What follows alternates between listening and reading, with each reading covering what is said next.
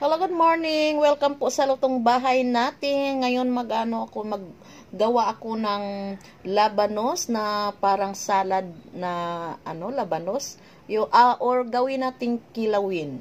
So, let's start. Balatan muna natin ang ating labanos. Ito po. Yan ang ating ulam for today, guys. Parang nag-crave ako ng ganito. Gusto kong kumain ng labanos na lagyan ng maraming lamas, maraming sibuyas, kamatis, at saka lagyan ng kalamansi at suka. Yun, masarap ito. Kumakain ba kayo ng ganito, guys? Labanos? Masarap po ito. Yan, masarap itong labanos. So, balatan muna natin para matanggal yung mga dumi-dumi bago natin i-slice. So, ito na. Yan. Tapos ng balatan, kailangan na natin to na hugasan muna natin ang ating labanos. Yan. Tapos ko nang maghugas, isa-slice na natin. Yan. Pa-slice natin na panipis. Panipis lang ating pag-slice nito. Yan. Para maliit-liit ang ating ang ating labanos. Panipis na pag-slice lang po. Yan. So, yan na. Ito na po lahat. So, pagkatapos, anuhin natin ng konting asin at saka ganito mo natin.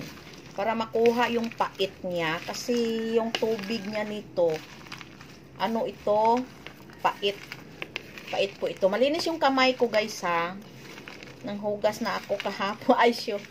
Char. Naghugas na ako ng kamay. Tapos, ganito ho natin. Para lumabas yung, niya, yung katas, para lang maglabas ng So, pagkatapos natin na mapiga, natin yung, niya. Yan.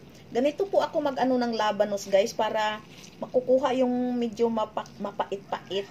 Yun, kinukumos ko yan para makukuha yung mga pait-pait niya. Ganyan lang. Yan, lumabas na yung niya. Pait-pait kasi yan, guys, pag hindi makukuha. So, pagkatapos, itapon natin to. Yan, hugasan natin ang ating yan. Tapos, ilagay na natin ito at timplahan na natin yan. Isali natin dito ang ating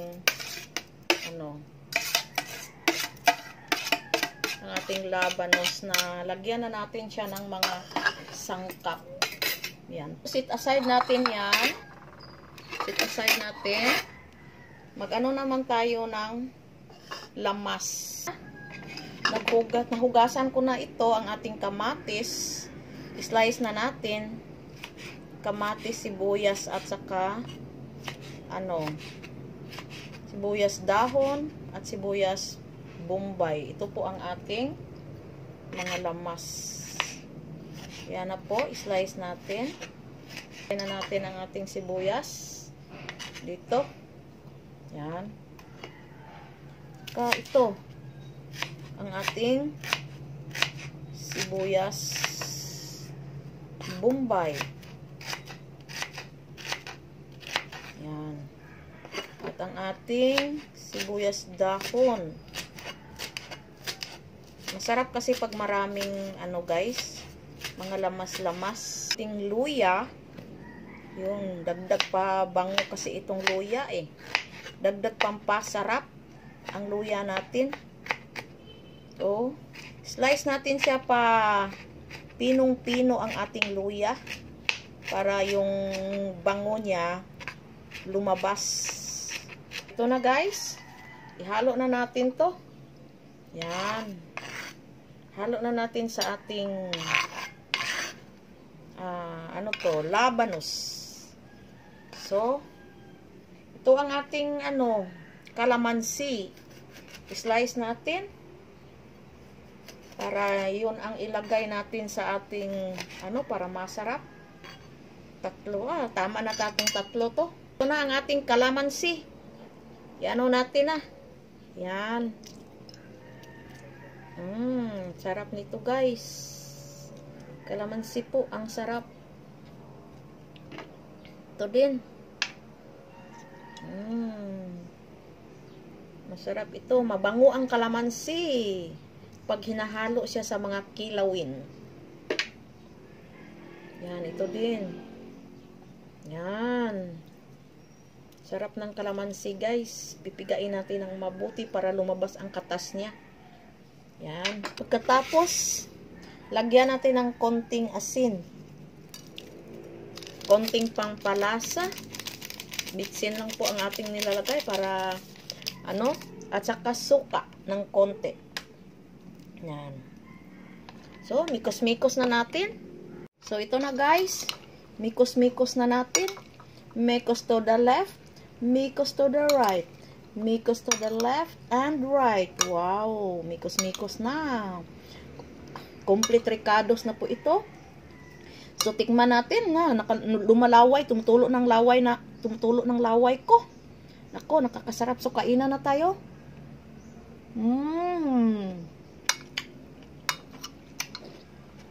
Yummy. Yummy talaga guys. Ang sarap po. Try nyo magluto ng ganyan. Magawa ng ganito guys. Very easy lang po. Very easy. Nakakatakam. Tulo laway mo dito guys. Kasi mayroon tong kalamansi. Ito oh. Yummy. Sarap.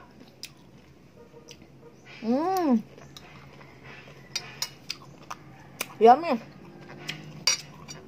Ay, kain na. Kain na tayo. Very yummy. Ako sarap.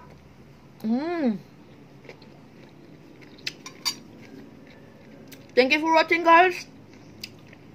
Paki-share naman ang ating video at paki-comment, paki-react naman ng heart. Thank you for watching.